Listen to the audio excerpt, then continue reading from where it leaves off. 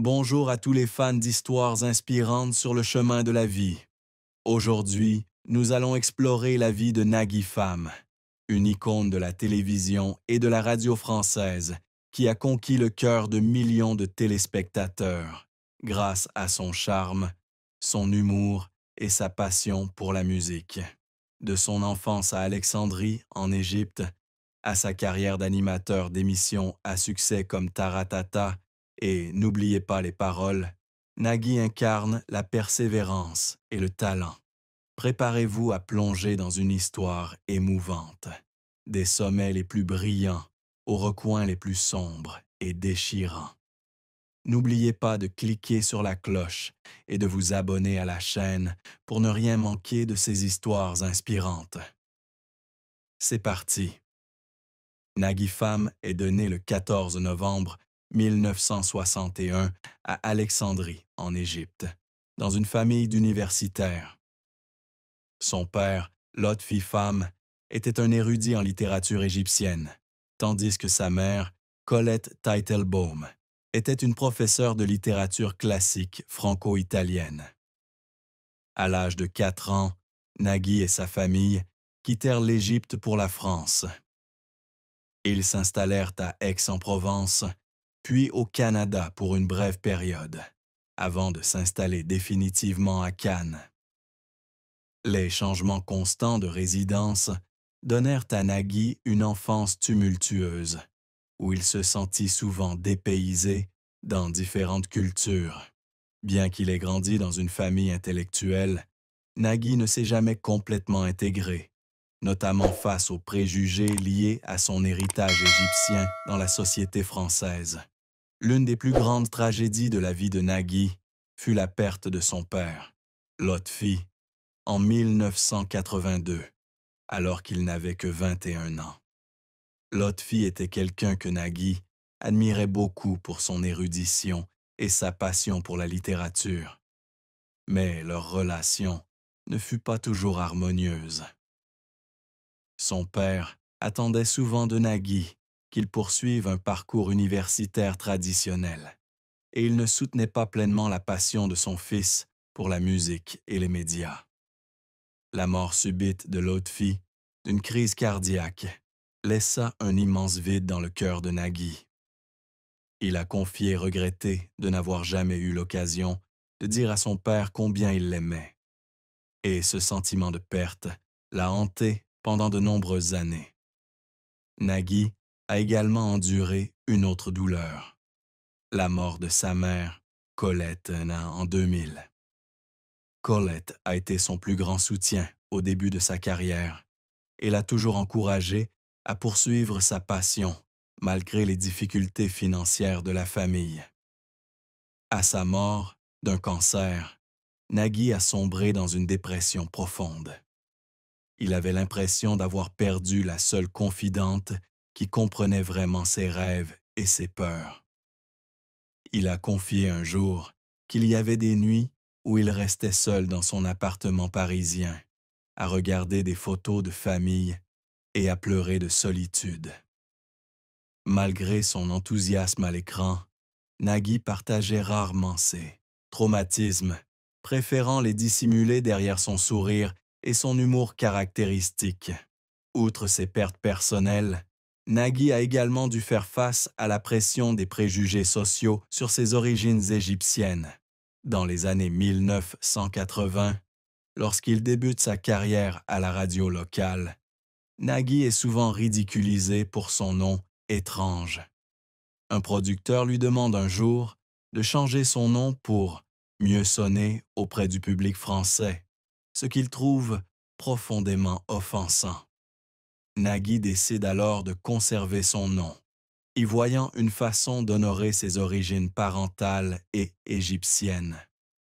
Cependant, ses critiques le laissent dans un profond sentiment d'insécurité, le poussant à faire 2 fois plus de preuves que ses collègues.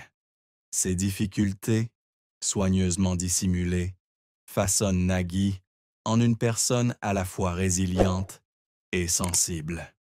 Nagui débute sa carrière dans les années 1980 en rejoignant les radios indépendantes cannoises, comme Radio Galère et Radio 20 000. Sa passion pour la musique le conduit à travailler comme DJ dans des clubs locaux, où il se fait rapidement remarquer par son énergie explosive et sa capacité à créer du lien avec le public. En 1983, Nagui fait ses débuts à la télévision en animant le Club 06 sur Télé Monte Carlo, remplaçant le populaire animateur Marc Toesca. Bien que ses débuts aient été modestes, cette expérience lui a ouvert la porte à de plus grandes chaînes de télévision. Nagui perce pour la première fois en 1991, lorsqu'il anime le jeu télévisé Que le meilleur gagne sur la 5. Grâce à sa vivacité d'esprit, son esprit vif et son sens de l'improvisation, Nagui devient rapidement l'un des animateurs les plus appréciés des Français. À la fin de la 5 en 1992, l'émission est diffusée sur France 2, où elle continue de connaître un immense succès, attirant des millions de téléspectateurs chaque jour. Entre 1993 et 1995, Nagui reçoit le 7 d'or du meilleur animateur de jeux télévisés, témoignage de son talent et de son charisme. En 1993, Nagui fonde sa propre société de production, Air Production, et lance Taratata, une émission musicale emblématique où les artistes se produisent en direct et partagent leurs histoires personnelles. Taratata marque non seulement une étape importante dans la carrière de Nagui, mais devient également une plateforme importante pour l'industrie musicale française, promouvant aussi bien les artistes émergents que les stars établies. L'émission est très appréciée du public et de la critique et reste considérée comme l'une des plus grandes réussites de Nagui. Cependant, son parcours professionnel n'a pas toujours été rose. L'un des plus grands échecs de Nagui a eu lieu en 1996, lorsqu'il a été impliqué dans un scandale concernant les salaires des producteurs et des présentateurs de France 2. Bien que le rapport bloque l'aîné les blanchis, Nagui décidait de quitter France 2 pour rejoindre TF1, espérant de nouvelles opportunités. Cependant, ses émissions sur TF1, comme L'appel de la couette et Vous ne rêvez pas, n'ont pas rencontré le succès escompté et ont été rapidement annulées. En 1999, Nagui s'est essayé à Nulle part ailleurs sur Canal+, une émission à succès autrefois présentée par Antoine de Caunes et Philippe Gildas. Cependant, il n'a pas été à la hauteur des attentes du public et l'émission a été interrompue après une seule saison. Ces échecs ont plongé Nagui dans une période de crise où il s'est demandé s'il avait encore sa place dans le monde de la télévision. Dans les moments les plus difficiles, Nagui pleurait d'impuissance et de peur que sa carrière soit terminée. Il a confié qu'il y avait des soirs où il était assis seul dans les bureaux d'Air Production, à regarder les affiches de Taratata et à se demander s'il pourrait un jour revenir sous les projecteurs. La persévérance de Nagui a payé lorsqu'il est revenu sur France 2 en 2004 avec Interville, suivi de Tout le monde veut prendre sa place en 2006 et de N'oubliez pas les paroles en 2007. Ces 2 émissions sont devenues des phénomènes télévisuels, attirant des millions de téléspectateurs et aidant Nagui à retrouver son statut. Il a confié que les larmes versées pendant ces années difficiles lui ont appris à apprécier chaque opportunité et à ne jamais abandonner, aussi sombre soit-il. Nagui a rencontré Mélanie Page, une actrice franco-australienne, en 1999, et leur relation s'est rapidement devenue l'une des histoires d'amour les plus appréciées des médias français. Après 10 ans de vie commune, ils se sont mariés en juin 2010. et Nagui a décrit Mélanie comme la femme qui a illuminé sa vie. Cependant, profitant d'une rare parenthèse privée, Nagui a évoqué une période douloureuse de leur mariage. Mélanie a appris qu'elle était atteinte d'une maladie sanguine rare en 2015. Bien que non mortelle, cette maladie a nécessité des traitements longs et douloureux et a entraîné des complications qui l'ont laissée constamment fatiguée et l'ont empêchée de maintenir un emploi du temps chargé. Nagui a un jour versé des larmes en évoquant ces jours difficiles. Dans une interview pleine d'émotions, il a confié s'être senti impuissant en voyant Mélanie, toujours pleine d'énergie et de rire, lutter contre la douleur et l'épuisement. Il a confié que certaines nuits, assis à son chevet, lui tenait la main et priait pour qu'elle s'en sorte. Nagui a expliqué que la maladie de Mélanie avait changé sa vision de la vie, lui permettant d'apprécier davantage les moments simples passés en famille. Il a également admis avoir appris à être un mari plus patient, prêt à écouter et à soutenir Mélanie lorsqu'elle en avait le plus besoin. Bien que Mélanie se soit finalement rétablie après des années de traitement, Nagui nourrissait encore la peur d'un retour de la maladie, une douleur qu'il partageait rarement publiquement. La relation entre Nagui et Mélanie Page est une histoire d'amour inspirante, mais non dénuée de difficultés. Lorsqu'ils se sont rencontrés en 1999, Nagui traversait une période difficile dans sa carrière et Mélanie, avec son optimisme et son énergie, est devenue une grande source de motivation pour l'aider à surmonter les difficultés. Ils ont 3 enfants ensemble. Roxane, née en 2004, Annabelle, née en 2008, et Adrien, né en 2012. Nagui a également une fille, Nina, née d'une précédente relation avec Marine Vignes. Mélanie a déclaré admirer le dévouement de Nagui pour son travail, mais admet que son emploi du temps chargé la mettait parfois seule, surtout au début de leur relation. Un aspect négatif de leur mariage était le stress lié à la pression professionnelle et aux responsabilités familiales. Nagui a admis qu'il y avait des moments où il était tellement concentré sur la reconstruction de sa carrière, surtout après les revers de la fin des années 1990, qu'il négligeait de passer du temps avec Mélanie. En 2007, ils ont eu une violente dispute lorsque Nagui n'a pas pu assister à l'anniversaire de Roxane car il devait présenter Taratata lors d'un événement en direct à Paris. Mélanie, blessée par le fait que Nagui semblait privilégier son travail à sa famille, lui a confié qu'elle avait besoin d'un mari plus présent et pas seulement d'un personnage à succès à l'écran. Cette dispute a poussé Nagui à réfléchir profondément et il a commencé à réorganiser son emploi du temps pour passer plus de temps avec sa famille. Mélanie, quant à elle, a également eu du mal à concilier sa carrière d'actrice et son rôle de mère.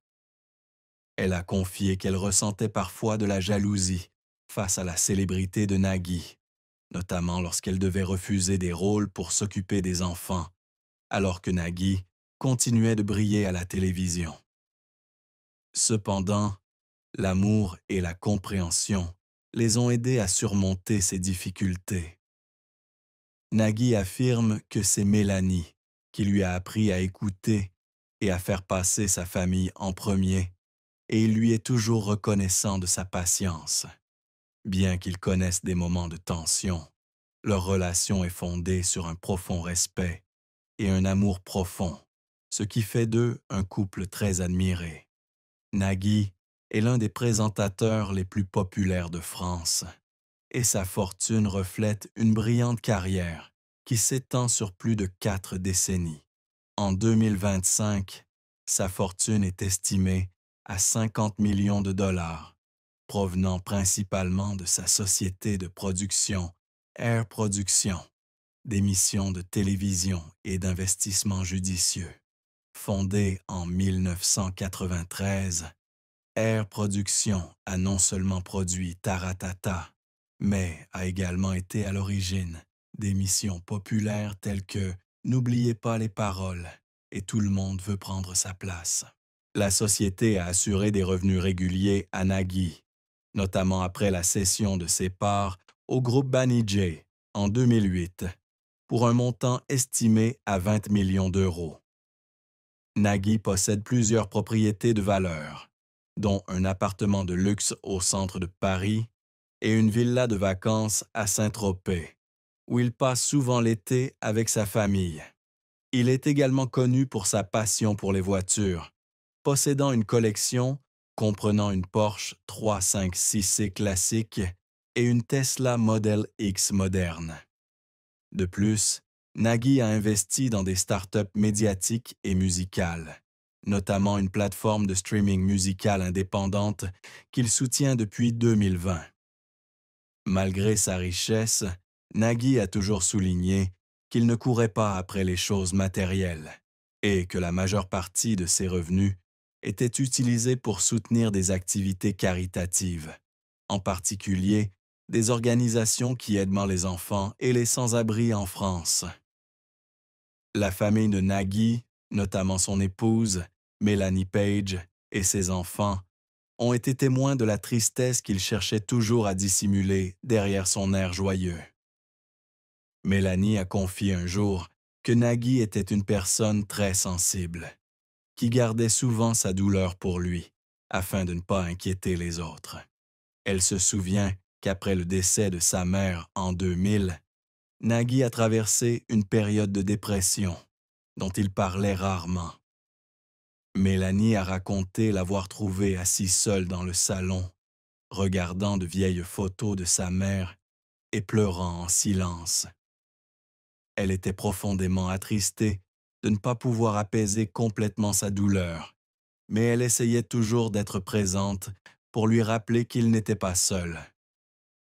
Les enfants de Nagui, notamment Nina, la fille aînée issue de sa relation avec Marine Vigne, ont également exprimé leur tristesse en évoquant les difficultés de leur père.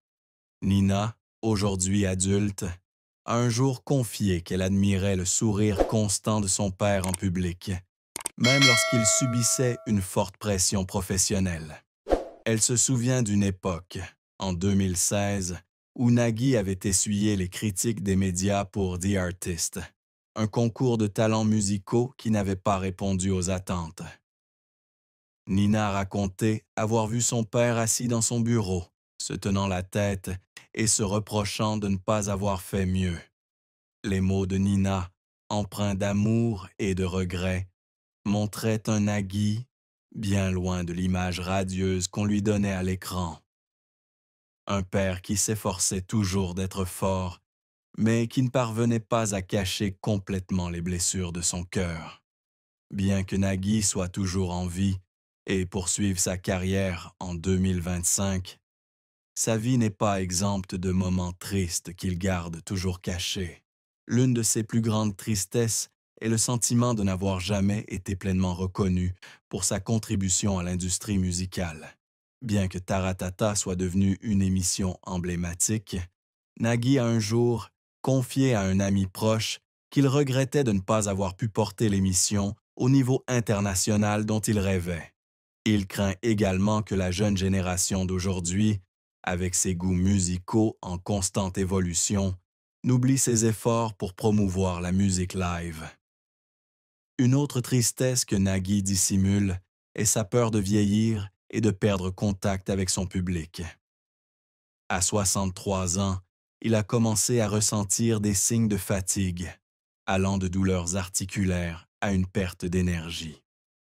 Bien qu'il ne souffrait d'aucune maladie grave, Nagui a confié un jour à Mélanie qu'il craignait de ne plus avoir la force de monter sur scène et de divertir le public. Il craint également que ses enfants, et surtout Adrien, soient trop jeunes pour comprendre les sacrifices qu'il a consentis pour bâtir sa carrière et sa famille. La triste fin de Nagui, bien qu'elle soit encore à venir, transparaît dans la façon dont il gère discrètement sa douleur personnelle. Il a dit un jour qu'il ne craignait pas la mort, mais qu'il craignait d'être oublié, non pas du public, mais de ceux qu'il aimait. Nagui a toujours conservé l'image d'un animateur joyeux, mais derrière cela se cache un homme marqué par la perte de ses proches, les échecs professionnels et la pression de vivre sous les projecteurs. L'histoire de Nagui nous rappelle que même les personnes les plus brillantes ont des côtés sombres, et ce sont ces chagrins silencieux qui ont fait de lui ce qu'il est vraiment. Un homme qui vit non seulement pour sa passion, mais aussi pour sa famille et son public, et son public, et son public.